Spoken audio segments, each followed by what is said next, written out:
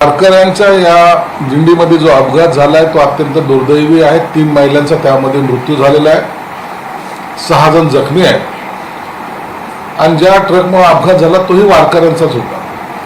परंतु अशी घटना घडू नये याची सगळी काळजी सरकारही घेत आहेत, स्थानिक कार्यकर्तेही घेत आहेत, काही NGOs घेत आहेत। परंतु तरी अशी जेव्हा घटना घडते त्या टायमाला महाराष्ट्राच्या सर्व जनतेला त्याच्याबद्दलचं दुःख हे जाणवतं। या घटना झाल्यानंतर त्या ठिकाणी आता उपमुख्यमंत्री सुनेत्राताई वहिनी त्या हॉस्पिटलला गेले, त्या भेट देत आहेत। वारकरी महामंडळाचा अध्यक्ष म्हणून मीही त्याबद्दलची संपूर्ण माहिती घेतोय आणि शासकीय मदत निश्चित जे कुटुंब त्या ठिकाणी म्हणजे जे महिला वारल्या त्यांच्या कुटुंबाला मदत केली जाईल आणि त्या जखमींना सुद्धा सर्व उपचार हा शासनातर्फे केला जाणार आहे। परंतु मी वारकरी बंधू भगिनींना सुद्धा या माध्यमातून विनंती करतो की ही दिंडीमध्ये लाखो वारकरी असतात, त्यावेळेला थोडंसं जीवाची काळजी सुद्धा आपण घेतली पाहिजे, काही गोष्टी आपणही पाळल्या पाहिजे। अपघात होऊच नये अशी आमच्या सर्वांची इच्छा असते, तुमची इच्छा असते। परंतु चुकून अशा ज्या घटना घडतात त्यामुळं असलेल्या दिंडीला थोडंसं नाही म्हणलं तरी तो दुःखाचा झालरही लागले जाते। म्हणून आपल्या जीवाला सांभाळा आणि एक आनंदामध्ये आपली दिंडी तिथपर्यंत पोहोचवा। एक धाराशिवची घटना आहे, वारकऱ्यांना वाटण्यासाठी संत गजानन महाराजांची वारी दिंडी चालली होती, तिथे काही कोल्ड्रिंक्स आणि काही पेय आणली, ती पिऊन सुरुवातीला नर्सेसलाच विषबाधा झाली। सुदैवाने वारकऱ्यांपर्यंत ते पोहोचलं नाही, नाहीतर मोठा घात झाला असता। ती जी काय पेय आणलेत आता त्याच्यावर तो बंदी घातलेली आहे, त्यांचं सगळं सीलही केलेलं आहे। परंतु अशा प्रकारे कोल्ड्रिंक्स ह्या कशा निर्माण झाल्या आणि पहिल्या टेस्ट ज्याला म्हणता येईल ते ज्या नर्सने घेतल्या त्याच स्वतः गंभीर आहेत। म्हणून अशा प्रकारचा जर ती कोल्ड्रिंक जर सर्वसामान्य वारकऱ्यांकडे गेली असती तर किती मोठा घटना घडली असती याची कल्पना केलेली होती। म्हणून आता ज्या कोल्ड्रिंक्स वगैरे ज्या आहेत, जे वारकऱ्यांना देतात येणारे पेय असतील इतर, ते सुद्धा FDA मार्फत चेक केले जाते। साहेब, आपण बघतोय हजारो वाहनं जे आहेत ते वाहनात सहभागी होतात, ते वारकऱ्याचे वाहन असून पोलीस त्यावर कारवाई करत नाही, मात्र त्याचं फिटनेस नसतं। अनेक वाहनं जे खिळखिळ झाली पाहिजे, तुम्ही वारकरी महामंडळ अध्यक्ष तशी काही नियमावली झाली पाहिजे का? नियमावली आपण या वारकरी संप्रदायाचे जे असतात सर्वजण लोक जे असतात अत्यंत भक्तिभावान जात असतात। हे काही बिझनेस नाही आहे। ह्या ट्रक्स वगैरे जे असतात ते त्यांच्या गावातले असतात, खेड्यातले असतात, ते काढतात जातात घेऊन जातात, म्हणून त्याला सहानुभूतीने पाहिलं पाहिजे। म्हणून आम्ही त्यांच्याकडे पाहताना सहानुभूती दर्शवतो। प्रत्येक गाडीला फिटनेस पाहिजे, फिटनेस घेणं आवश्यक आहे, खरं तर ते बंधनकारक सुद्धा आहे। परंतु एखाद्यांनी जर घेतलं नाही तर त्याच्याकडे थोडासा कानाडोळा हे आम्ही करत असतो, यासाठी की ज्या भक्तिभावान ते जात असतात त्यांना अडखतही नको। पुन्हा ते वाहन जर अडवलं तर त्याच्यात असलेलं मटेरियल, त्यांचं असलेलं सामान हे सर्व त्या ठिकाणीच राहतं आणि मग त्याची ती वारी कंप्लीट होणार नाही। म्हणून थोडासा सहानुभूतीचा अंश आम्ही त्या ठिकाणी दाखवत असतो। परंतु तरी सर्व वारकऱ्यांनी आपल्या ज्या गाड्या असतात ना त्याचे फिटनेस करून घेतले पाहिजे, तुमच्यासाठी चांगलं आहे। तुम्ही जेव्हा जाता त्या टायमाला तुमची गाडी मध्ये बंद पडू नये किंवा ती गाडी चांगल्या स्थितीत असावी, हा त्याचा मागचा आमचा हेतू असतो। ही भावना सुद्धा सर्व या दिंडीमध्ये सहभागी होणाऱ्या वारकरी संप्रदायाने सुद्धा समजून घेतली पाहिजे। राजकीय प्रश्न विचारला, महाराष्ट्राच्या राजकारणात मुख्यमंत्री देवेंद्र फडणवीसांच्या नावावर एक नवा विक्रम झाला आहे। सर्वाधिक काळ मुख्यमंत्रीपद, 3 वेळा मुख्यमंत्रीपद, असा एक नवा विक्रम शरद पवारांना मागे टाकले। चर्चा सुरू होता। देवेंद्र फडणवीस महाराष्ट्र राज्याचे लाडके मुख्यमंत्री, त्यांना आमच्या पक्षातर्फे आमच्यातर्फे सुद्धा मनापासून हार्दिक शुभेच्छा। एक नवा विक्रम देवेंद्र फडणवीस साहेबांनी केला आहे। शरद पवार साहेबांचा सुद्धा रेकॉर्ड मोडून ते आज पुढे गेलेले आहे। त्यांच्या या वयामध्ये भरपूर आणखीन यशाचा पल्ला त्यांना गाठायचा आहे आणि म्हणून हे असलेलं उमदा नेतृत्व, महाराष्ट्राला लाभलेलं नेतृत्व आणखीन प्रगतीपथावर जावं, राजकीय त्यांचा आणखीन पुढं भरभराट हो अशी आमच्यातर्फे सुद्धा त्यांना शुभेच्छा आहे।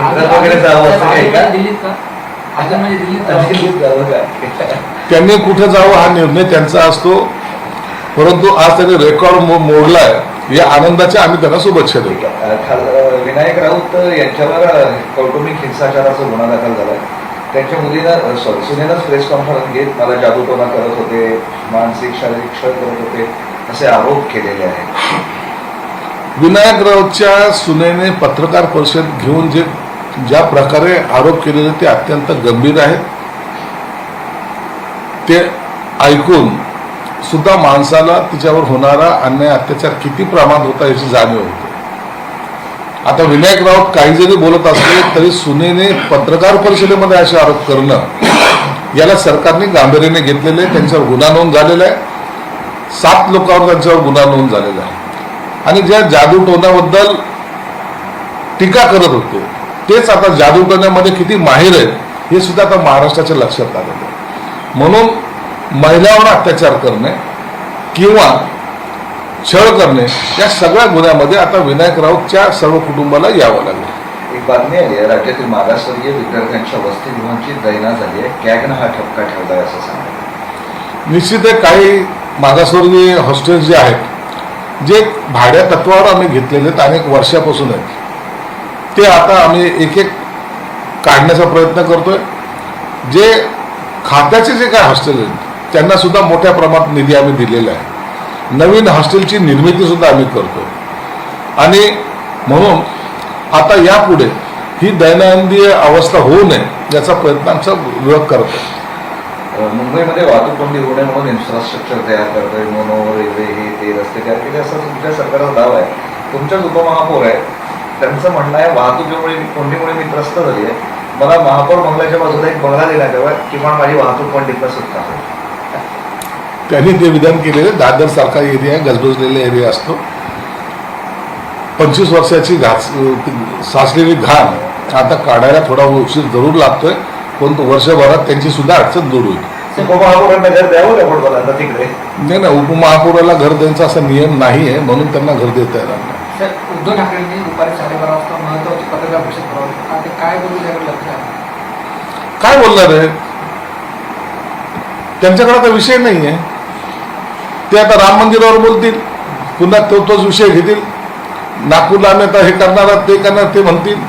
त्यांनी खरं तर विनायक राऊतवर बोललं पाहिजे, त्यांनी संजय राऊतवर बोललं पाहिजे, त्यांनी महाराष्ट्राच्या राजकारणावर बोललं पाहिजे. परंतु 2-4 टोमणे मारणं हा त्यांच्या त्या पत्रकार परिषदचा हेतू असावा. यापेक्षा दुसरं काही त्या पत्रकार परिषदमधून निघणार नाही. मॅन्होलमध्ये जो माणूस पडला त्या कॉन्ट्रॅक्टरचा सगळ्यांना नोटीसही पाठवण्यात आल्या, मात्र उत्तरं देण्याचं सुद्धा स्वारस्य या कॉन्ट्रॅक्टरांनी या दुकानमध्ये नाही असं पुढे आलेलं आहे.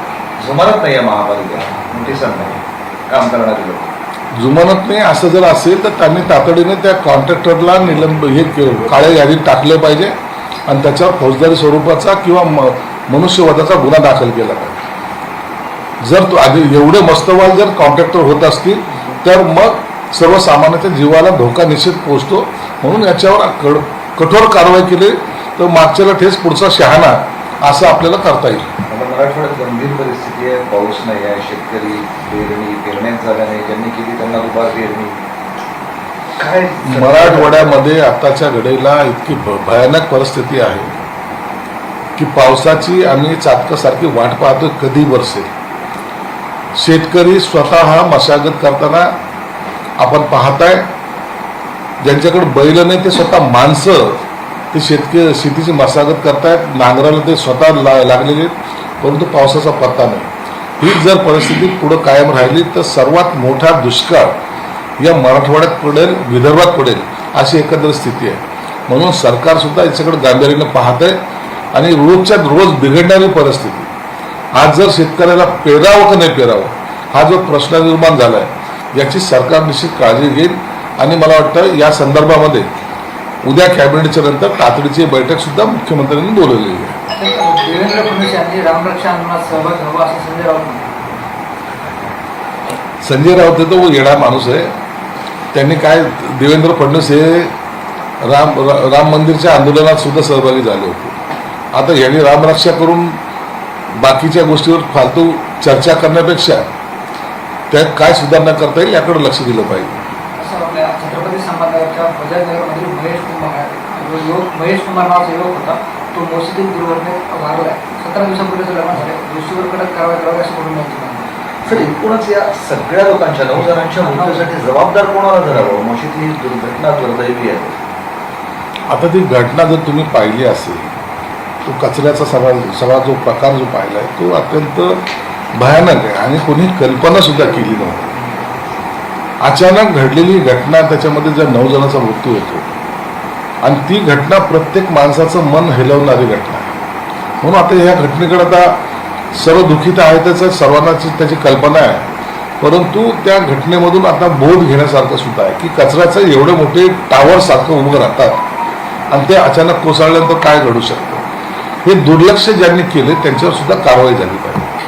लाडकी बहीण योजनेतून 80 लाख नावं वगळली अशी माहिती होती. मात्र आता त्यामध्ये आणखी 12 लाख नावं वगळण्याची माहिती आहे. म्हणजे आता 92 लाख नावं वगळलेली आहेत आणि शुक्रवारी कॅबिनेट अहवाल दिला होता. त्यामध्ये म्हटलं की राज्याच्या आर्थिक परिस्थितीवर यामुळे ताण आला आहे. या योजनेअंतर्गत 3,541 कोटी रुपयांचा खर्चाचं कोणतंही समर्थन होऊ शकत नाही. बघा, लाडकी बहीण योजना सुरू केली, हे सरकारला कल्पना आहे की या खर्चामुळं निश्चित सरकारच्या तिजोरीवर ताण येणार आहे. हे लपून राहिलेलं नाही, परंतु लाडकी बहीण योजनेच्या माध्यमातून सर्वसामान्य भगिनीला तिच्या पायावर उभं राहण्यासाठी, तिचा संसार चालवण्यासाठी, तिच्या मुलाबाळाचा सांभाळ करण्यासाठी ही दिलेली रक्कम ही आम्ही जाणून बुजून दिलेली आहे. आम्हाला हे ताण पडतो हे माहिती असून सुद्धा दिलेली, परंतु याचा अर्थ असा होत नाही की कुणाला सहकार्यच करायचं. हे लाडके बहीण योजनेमध्ये आज तुम्ही त्या बहिणींकडे पाहता, त्यांना एक आधार मिळालेला आहे, म्हणून ही योजना बंद आम्ही कधीच होऊ देणार नाही. ही योजना चालू राहील. आता राहिला प्रश्न, अनेक लोकांची नावं का वगळले जात आहेत. जे इन्कम टॅक्स भरत आहे, ज्यांच्याकडे 4 व्हीलर आहे, जे नोकरीला आहेत, अशाही काही लोकांनी त्या लाडक्या बहीण योजनेचा फायदा घेण्याचा प्रयत्न केला. इव्हन काही लोकांनी तर पुरुषांनी त्याच्यामध्ये नाव नोंदवले होते महिला म्हणून, त्यांची नावं वगळल्या गेलेली. म्हणून ज्यांची नावं वगळले जातात ते त्या योजनेला पात्र नाही म्हणून वगळले जातात. परंतु याचा अर्थ काही लाडकी बहीण योजनेमध्ये कट मारतोय किंवा त्यांना मदत पुरवायची नाही असं नाही. एकनाथ शिंदे साहेबांनी स्पष्टपणे सांगितलं की ही लाडकी बहीण योजना बंद होणार नाही म्हणजे नाही. म्हणून त्याची धास्ती किंवा त्याची चिंता या लाडक्या बहिणींनी सुद्धा करू नये. कॅगनी जो रिपोर्ट दिलेला आहे, कॅगच्या रिपोर्टच्या प्रमाणात निश्चितच आहे तिजोरीवर ताण पडतोय, परंतु त्याचा मार्ग सुद्धा सरकार काढतंय. दुसऱ्या एखाद्या योजना कमी करून किंवा दुसऱ्या एखादं काम थांबवून या योजनेला पैसा हा आम्ही देतोय. कर्जमाफीतून लाखो शेतकऱ्यांना वगळण्याचा डाव सरकारचा आहे असा आरोप वडेट्टीवारांनी केला. जर शेतकऱ्यांना वगळायचं असेल तर कर्जमाफी कशाला देतो असं होतं? असं नसतं होत कधी. हे अचानक हवेत केलेले यांनी आरोप आहेत. मग कर्जमाफी द्यायची नसेल तर मग ही घोषणा कशाला करायची? अहो, शेतकऱ्याला द्यायचंय म्हणून तर हे घोषणा असतात ना. वगळून 0% कर्जमाफी दिली, काय उपयोग होतो त्याचा? विरोधक जे काही आरोप करतात ते बेसलेस आरोप असतो. त्यांना माहिती नसतं किती काय आकडा काय काहीच माहित नसतं. परंतु दर आठवड्याला त्यांनी ह्या गोष्टी बोलण्याच्या ऐवजी फायनान्स मधून दर आठवड्याला शेतकऱ्याच्या खात्यावर किती पैसे गेलेत हे जर चेक केलं ना तर त्यांना तो कळेल आकडा कितीचा आहे, कसे पैसे पाठवले आणि कोणत्या भागातले कोणते शेतकरी आहेत. म्हणून सरकारने घेतलेली भूमिका अत्यंत ठाम आहे आणि ती शेतकऱ्याच्या हिताची आहे. सर, हिंदी में खाली लाडकी बहन योजना में पिछले महीने 80 लाख लाभार्थी थे. इस महीने 12 लाख जो लाभार्थी होकर हो गए. और खास बात यह कि 14,000 पुरुष लाभार्थी भी इसका लाभ ले रहे थे इस योजना में. यही बात है लाडकी बहन योजना में. ये जो बहुत कम स्तर की जो लाडकी बहन योजना में जो सहभागी वो बहनों को ये लाभ देने की योजना है. जो कुछ कमाते नहीं, घर बैठे हैं, उनके लिए ये योजना है. लेकिन अभी हुआ ऐसा है कि जिसके पास 4 व्हीलर है, जो इनकम टैक्स भरता है, वो भी लाडकी बहन योजना में आए, तो वो लोगों के नाम कम किए. अब आपने ही बताया कि 14 लाख लोग जो आदमी उसके अंदर इंसर होते, तो ये लोगों का नामा उसमें से कम होते जा रहा है. लाडकी बहन योजना से सरकार के तिजोरी पे बोझा जरूर आया है, लेकिन सरकार उसके अंदर पर्याय निकाल रही है. इसके लिए हम लाडकी बहन योजना बंद होने नहीं देंगे. लाडकी बहन योजना हमारी चालू रहेगी. रामदास अठवले ने एक बयान दिया है, उसमें उन्होंने कहा है कि जल्द ही उबाटा के 15 विधायक शिवसेना में दाखिल होने जा रहे हैं. रामदास आठवले साहब ने जो कहा है शायद उनकी जो मंशा या तो इच्छा है वो जल्दी पूरी करने की हम कोशिश जरूर करेंगे, लेकिन ऐसा वातावरण तो महाराष्ट्र में फिलहाल तो दिख रहा है कि उबाटा में अब कोई रहना नहीं चाहता। बाबा रामदेव का एक बयान बहुत सुर्खियों में है, जिसमें वो कह रहे हैं कि भारत जल्द हिंदू राष्ट्र बनने जा रहा है। जब हिंदू राष्ट्र बनेगा तब बाकी लोगों को डरने की जरूरत नहीं है, क्योंकि हम सबके पूर्वज सनातनी हिंदू और आर्य वैदिक थे। बाबा रामदेव जी ने क्या कहा है ये उनका वैयक्तिक मत है। सरकार की तरीके से काम कर रही है, क्या बनेगा नहीं बनेगा, लेकिन ये एक बात तय है कि ये राष्ट्र उन्नति की ओर जा रहा है, महासत्ता बनने जा रहा है, और उसी के साथ हिंदुत्व का नारा भी साथ में लेके चल रहा है।